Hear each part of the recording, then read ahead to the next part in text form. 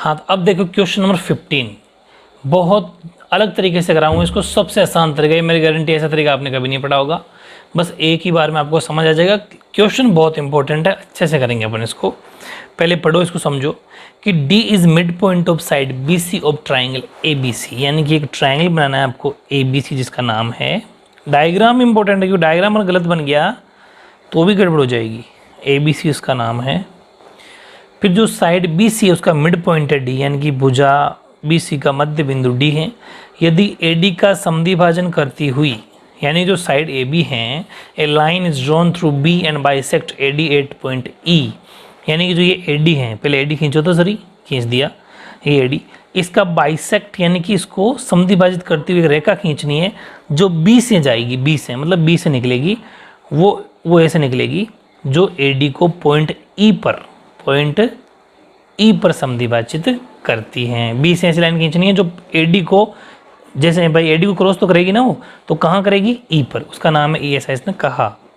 ठीक है, E पर काटते हुए AC को, अब AC पे जाके मिल गई तभी तो अपने मिलाया, AC को X पर, इसका मतलब यहाँ X हो जाएगा, X पर काटे तो फिर सिद्ध करो, यानी कि AD at point E and A at C, then prove that EX बटा BE इक्वल्स टू 1/3। बहुत इंपॉर्टेंट क्वेश्चन।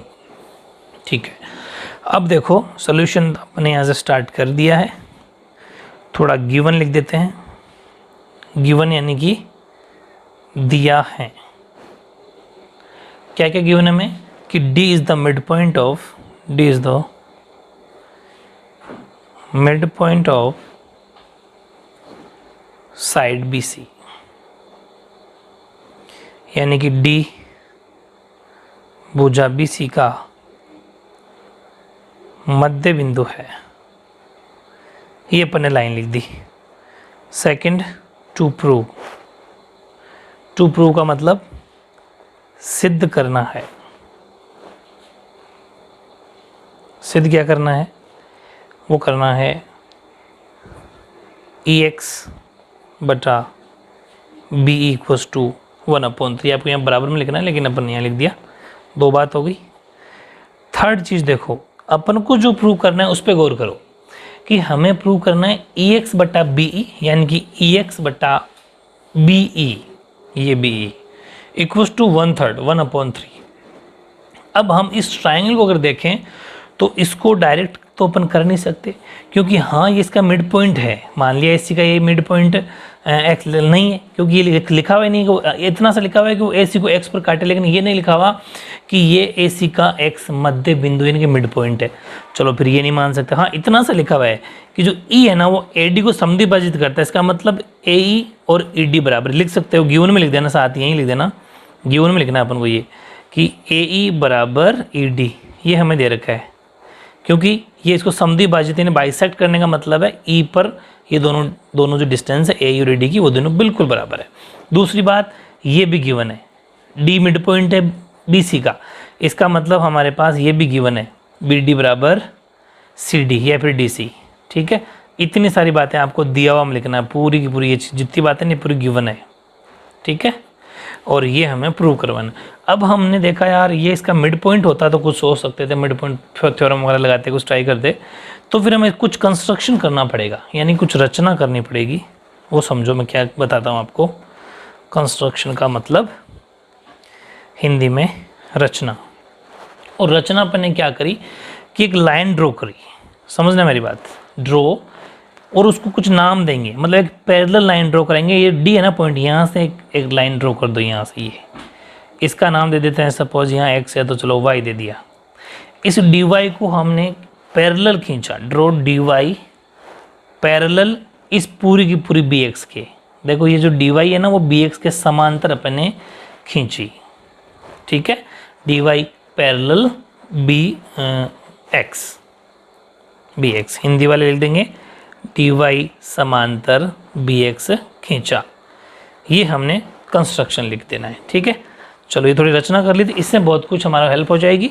अब अपने स्टार्ट करते हैं इसका प्रूफ का मतलब सॉल्यूशन, उत्पत्ति, यहाँ से शुरू कर देते हैं। प्रूफ मतलब उत्पत्ति। अब समझो बात, अब हमने देखा कि ये हमने जो पैरेलल लाइन खींची है, समांतर रेखा खींची है BX के, वो क्यों खींची कि इससे हमें एक बेनिफिट हो गया कि जब भी कोई दो लाइन पैरेलल हो तो उनके जो संगत कोण होते हैं, कोरिस्पॉन्डिंग जो एंगल होते हैं, जैसे ये वाला एक रफ बताता हूँ छोटा सा, ये यहाँ रफ बताता हूँ, यहाँ उतारना नहीं है। मैंने आपको पिछले क्वेश्चन में बताया था कि जैसे कोई दो लाइन पैरेलल है, जैसे कोई ट्रायंगल मान लो, इसमें ये वाली लाइन इसकी अगर पैरेलल हो, मैंने आपको बताया था पिछले क्वेश्चन में भी, समांतर हो, तो ये वाला एंगल और ये वाला एंगल संगत कोण बोलते हैं, इनको बराबर होते हैं। और ये वाला एंगल और ये वाला एंगल आपस में, यानी ये आपस में कोण क्या होते हैं, बराबर होते हैं, इनको बोलते हैं कोरिस्पॉन्डिंग एंगल, यानी कि संगत कोण। ये चीज़ हमने निकालने के लिए ही ये दोनों लाइनें क्या करी, समांतर खींची। ठीक है, तो ये सब अपन को समझना पड़ता है थोड़ा थोड़ा, लेकिन ये इस गारंटी जैसे पूरा सॉल्यूशन करेंगे ये आपको बहुत इजी लगेगा। ठीक है, चलो अब समझो मेरी बात को यहाँ से। तो ये करने से हमारे पास दो ट्राइंगल भी निकल के आ जाते हैं। एक तो ट्राइंगल लिया अपन ने सपोज, इन ट्राइंगल BCX, समझना पूरी बात, पूरा सोल्यूशन देखोगे तो सबको समझ आएगा। BCX and triangle DCY, triangle DCY Hindi वाले लिख देंगे, त्रिभुज BCX व DCY में। ठीक है, अब इनमें क्या क्या है कि हमने ये देखा कि दो पैरेलल हैं, जो भी मैंने आपको डायग्राम के अकॉर्डिंग रफली बताया था। तो पैरेलल मतलब समांतर, तो उनसे बनेंगे कोरिस्पॉन्डिंग एंगल। कौन कौन से बनेंगे, एक तो बन जाएगा यहाँ पर समझो रफली कि ये दोनों समांतर थी ना, तो ये वाला एंगल और ये वाला एंगल बराबर होगा, ये वाला एंगल ये वाला एंगल बराबर होगा। हमें तो दो एक चाहिए तो ही मिल जाए, वही बहुत है। क्यों, क्योंकि दोनों में C तो कॉमन है ही ना, इसमें भी C है, इसमें भी C है, ये समझना मेरी बात। तो एक तो C कॉमन हो गया, और एक कोई सा भी एक संगत कोण ले लेंगे, कोरिस्पॉन्डिंग एंगल ले लेंगे, ताकि हमारा बस ए प्रॉपर्टीज़ हैं, दोनों आपस में क्या हो जाएंगे, सिमिलर, यानी कि समरूप हो जाएंगे। तो एक तो कॉमन ले लेंगे अपन CC का मतलब एक तो बन रहा है BCX बराबर हैं इसके DCY के। ठीक है, या तो CC लिख दो, लेकिन वो C दोनों में नहीं लिखते तो पूरा भी लिख सकते हो, या फिर एंगल C बराबर एंगल C भी लिख सकते हो। ब्रैकेट में कर देना कॉमन एंगल, यानी कि उभयनिष्ठ, हिंदी में क्या बोलते हैं कॉमन को, उभयनिष्ठ। दूसरी बात जो हमने अभी पैरेलल से सीखी थी, दो कोरिस्पॉन्डिंग एंगल निकालेंगे, angle BXC equals to DYC, और ब्रैकेट में लिख देना कोरिस्पॉन्डिंग एंगल। ठीक है, कोरिस्पॉन्डिंग एंगल को हिंदी में क्या कहते हैं, संगत कोण। ओके, ये लो, तो दो एंगल आ गए, एक एंगल तो ये, एक एंगल ये। सो ट्राइंगल BCX, अच्छा ये समझ में आ गया ना कोरिस्पॉन्डिंग एंगल हुए कैसे। एक तो X बताया था मैंने आपको, इसको BXC बोल दो, एक Y, X और Y, समझ गए, कोरिस्पॉन्डिंग यानी संगत कोण। अभी बताया था मैंने आपको, रफ जो नीचे देखो ये बनाया था, ये वाला एंगल, ये वाला एंगल, समझ गए ना, आई थिंक समझ गए होंगे आप। तो ये बहुत ज़रूरी है समझना, क्योंकि उनके बच्चों के संगत कोण ये जो होते हैं कोरिस्पॉन्डिंग एंगल वो समझ में नहीं आते, लेकिन अब आपको आ गए होंगे। अब समझो मेरी बात, तो BCX सिमिलर हो गया ट्राइंगल DCY के, कौन सी प्रॉपर्टीज़ है, बाय ए सिमिलरिटी। और अब ये अपन ने जो सिमिलरिटीज़ को सिमिलर प्रूव करवाया है, क्यों करवाया, इसके पीछे लॉजिक है कि जैसे ही दोनों सिमिलर हुए तो हमें पता है कि सिमिलर ट्राइंगल के कोरिस्पॉन्डिंग जो साइड्स होती है, यानी कोरिस्पॉन्डिंग साइड्स आर प्रोपोर्शनल, यानी कि संगत भुजाएं आपस में क्या होती है, समानुपाती होती है। बहुत सही, लेकिन अभी इस डायग्राम को अगर आप देखोगे ना तो आप संगत भुजाएं लिख नहीं पाओगे, इसलिए मैं एक रफ डायग्राम बनवाता हूँ आपसे, बस उतारना नहीं है उसको, सिर्फ समझना है। देखो एक ट्राइंगल तो अपन ने लिया था, बहुत इजी तरीका है, लेकिन मेरे तरीके से समझना पड़ेगा आपको, तब समझ आएगी बात। दोनों में CC कॉमन, इसमें भी C है इसमें भी C, ऐसा मान लो अपन ने इधर से बनाया, तो एक तो है CDY, एक है CB और X, है कि नहीं है। अब हम साइड ले लेते हैं तीनों, कौन कौन सी, जैसे देखो ये बटा ये, कुछ भी लिख सकते हो, कोई सी पहले उससे कोई फर्क नहीं पड़ता, यानी कि DC बटा BC। ठीक है, इक्वल्स टू ये बटा ये, साइड का रेशो बराबर होता है, तो DY बटा BX, और ये बटा ये, यानी कि ये अपॉन ये, यानी कि CY अपॉन CX। ये सिंपल सा, क्योंकि ये क्या है, ये कोरिस्पॉन्डिंग, ये लिख देना साइड में चाहो तो आप, कोरिस्पॉन्डिंग साइड्स आर प्रोपोर्शनल। ठीक है, हिंदी वाले लिख देंगे संगत भुजाएं संगत भुजाएं समानुपाती होती हैं, ठीक है, समानुपाती होती हैं, इसीलिए हमने ये चीज़ लिख दी। बड़ी काम की चीज़ है ये। अगर इनको सिमिलर नहीं दिखाते, समरूप नहीं दिखाते तो ये कहाँ से आती, नहीं आती, इसलिए हमने इसको समरूप दिखाया था। अब समझना बात को। चलो यहाँ तक अपन पहुँच गए। अब हमें जो चाहिए ना वो इनमें से कोई सा भी एक जोड़ा या फिर एक पेयर हम ले लेंगे। हमें कौन कौन सी चाहिए, ये बड़ी काम की चीज़। हमें आंसर जो दिखाना है वो दिखाना है EX बटा BE। EX बटा BE मतलब इसका है कि हमें x वाली वैल्यू तो चाहिए ही चाहिए। इसका मतलब हाँ ये नहीं चाहिए, जैसे देखो DCBC है, DCBC इसका मतलब ये वाले साइड तो हमें चाहिए चाहिए, क्योंकि हम आंसर में लाना है अपन को। दूसरी बात DY और BX ये भी चाहिए, लेकिन इसकी ज़रूरत नहीं है। CY अपॉन CX ये तो कहीं काम नहीं आएगा।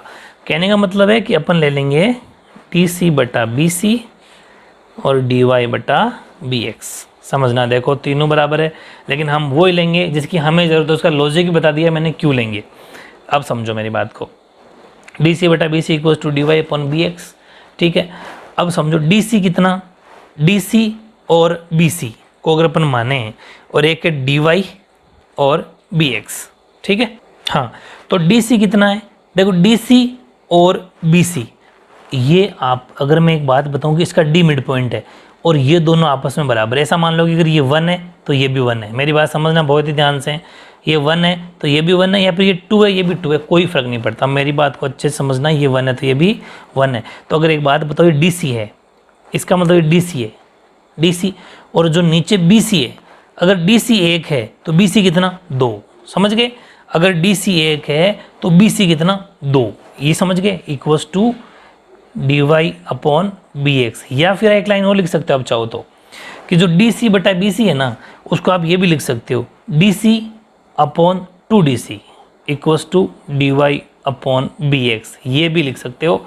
मेरी बात समझना, इसके बाद ये लिख के ये लिख देना, भले सीधा लिख देना, लेकिन ये लिख के ये लिख और ज़्यादा बढ़िया। कैसे कि अगर DC है तो देखो अपन ने क्या लिखा, इस DC का DC लिखा, BC को लिखा 2DC, कि अगर BC 1 है तो जो BC है ना वो 2DC जितनी है, समझ गए। तो अब DC कट गया, यहाँ तो बचा 1 अपॉन 2 DY अपॉन DX, ये चीज़ निकल के आ गई, समझ गए। यानी कि DY अपॉन BX बराबर 1 अपॉन 2। इसको आपको यहीं छोड़ना है, इक्वेशन फर्स्ट, समीकरण 1, ये उतारने तरफ था ये। तो अब मेरी बात समझना, इक्वेशन फर्स्ट हमें यहाँ मिल गई। अब अपन चलते हैं आगे। नेक्स्ट अपन अगर कोई बात करें तो अपन ने कौन से दो ट्राइंगल सिमिलर दिखाए थे, BCX DYC। अब दो ट्राइंगल और दिखाने पड़ेंगे अपन को। एक तो triangle AEX and triangle ADY, जो हमने इसके समांतर खींची थी ना वो। अब समझना है क्यों दिखाया। AEX और ADY हमें EX और DY दे देगा, बहुत इजी तरीका है।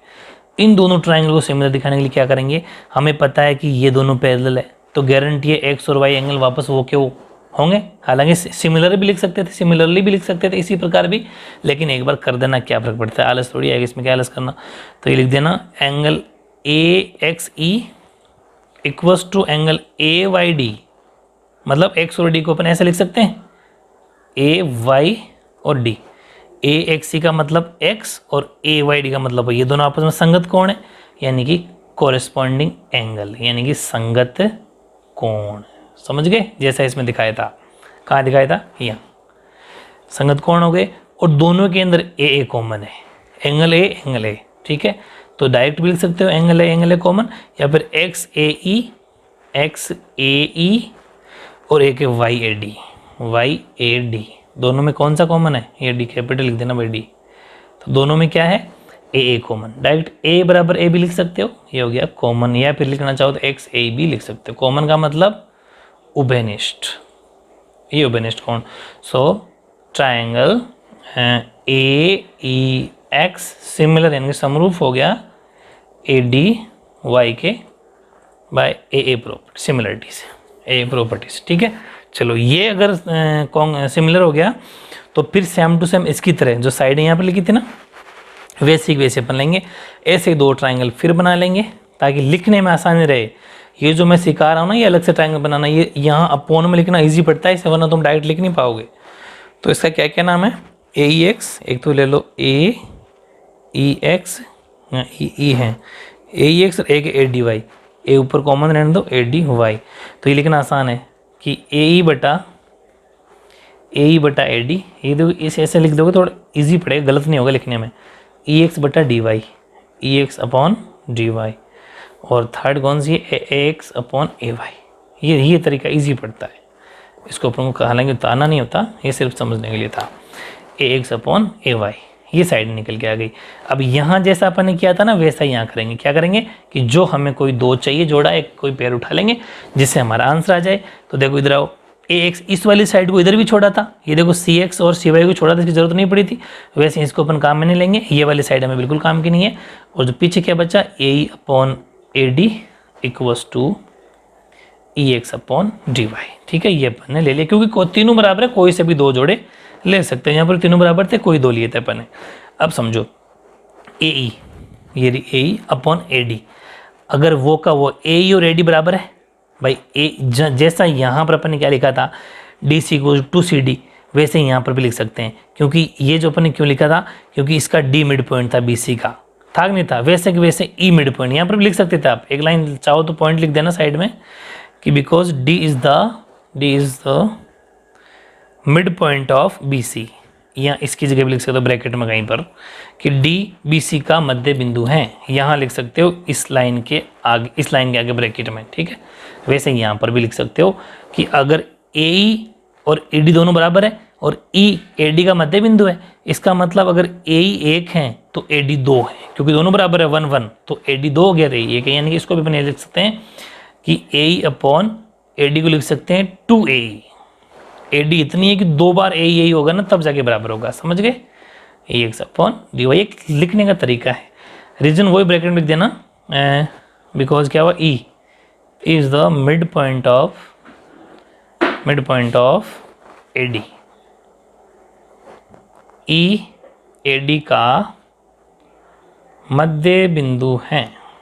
ठीक है, चलो अब समझो, इसका मतलब ए ई से ए कट गया, तो यहाँ क्या निकल के आया, 1/2 E X upon D Y.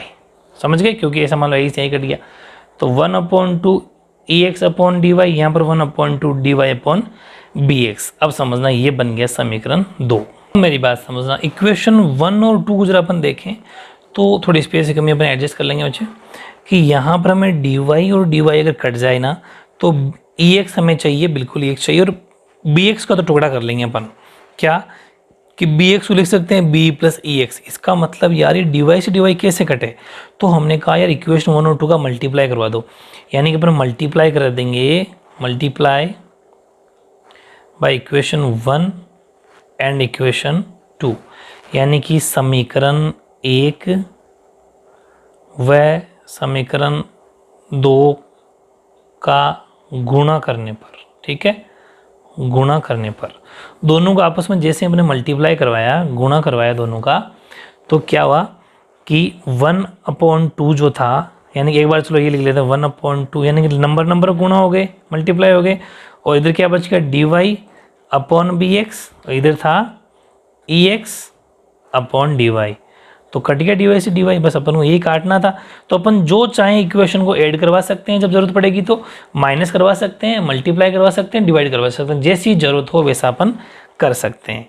पीछे क्या बच गया, ये 1/2 ये हो गया आपका 1/4, 1/4 equals to E X upon B X. समझ गए। अब मेरी बात समझना, अब आप सोच रहे होंगे कि हमें बी एक्स तो चाहिए ही नहीं, बिल्कुल सही है, बी एक्स हमें नहीं चाहिए, लेकिन हम 1/4 को 1/4 इक्वल्स टू ई एक्स तो हमें चाहिए ना, तो रहने दो ई एक्स तो, और बी एक्स, ये जो बी एक्स हैं, इस बी एक्स को क्या लिख सकते हैं, बी ई प्लस ई एक्स लिख सकते हैं भाई, दो टुकड़ों से मिलकर बना है बी एक्स, यानी कि बी एक्स को लिखा जा सकता है बी ई प्लस ई एक्स। सबसे आसान तरीका है ये, दुनिया का सबसे आसान तरीका। ऊपर ई एक्स है, अब देखो बी ई प्लस ई एक्स जो था, क्रॉस मल्टीप्लाई करवा दो, इसको इससे और इसको इससे, तो ये तो हो गया, चलो इसको काट देते हैं, क्रॉस मल्टीप्लाई करवा दो सीधा ही, इसको इससे किया तो ये तो हो गया बी ई प्लस ई एक्स, भाई 1 से 1 पर वही हुआ, लेकिन ये जब इससे हुआ तो ये हो गया 4EX। समझ गए? अब समझो BE को तो BE रहने दो, ये जो 4EX है, अब जब ये 1EX उधर जाएगा तो ये हो जाएगा माइनस का। अब यहाँ कुछ बोलते हैं बच्चे, क्या गलती करते हैं, EX से EX को काट देते हैं। ऐसा नहीं है, ये 4EX और ये 1EX है, तो पीछे क्या बच जाएगा, BE बराबर 3EX। समझ गए? BX बराबर क्या बच जाएगा, 3EX। और इसके बाद इधर समझ लो, इसके बाद यहाँ देखना, तो देखो हमें क्या चाहिए, EX बटा BE। एक काम करो, इस ये जो EX है ना, इस EX के नीचे भेज दो BE को, ठीक है, इक्वल्स टू, अभी 3 ऊपर है तो 3 इधर भेजोगे तो 3 आएगा नीचे, तो 1 तो ऑटोमेटिक और बचता ही है। तो ये हमारा आंसर आ गया, हैंस रूट। क्या किया अपने, समझ में आ गई? EX अपनी जगह ही रहा, BE को इसके नीचे भेज दिया, 3 को इधर भेज दिया, 3 नीचे आ गया, यहाँ 3 था ना, वो यहाँ नीचे आ गया, तो ऊपर तो 1 तो रहता ही है किसी भी नंबर के, नहीं ऊपर या नीचे, और यहाँ जो BE था वो आ गया नीचे। क्रॉस जब बराबर किधर जाता है आपको पता है, ऊपर नीचे हो जाते हैं। बस यही हमें प्रूव करवाना था। सबसे आसान तरीका, सबसे ऑथेंटिक तरीका करना क्या है कि सबसे पहले थोड़ा सा कंस्ट्रक्शन हमें करना है और 2-2 ट्राइंगल लेके उनमें सिमिलरिटी प्रूव करा दो, यानी कि समरूपता प्रूव करा दो, और जो कॉरेस्पॉन्डिंग साइड्स प्रोपोर्शनल वाली थ्योरी लगा के सिंपल सी सोल्यूशन से आप कर सकते हो। काफ़ी इंपॉर्टेंट क्वेश्चन नंबर 15 आपका कंप्लीट।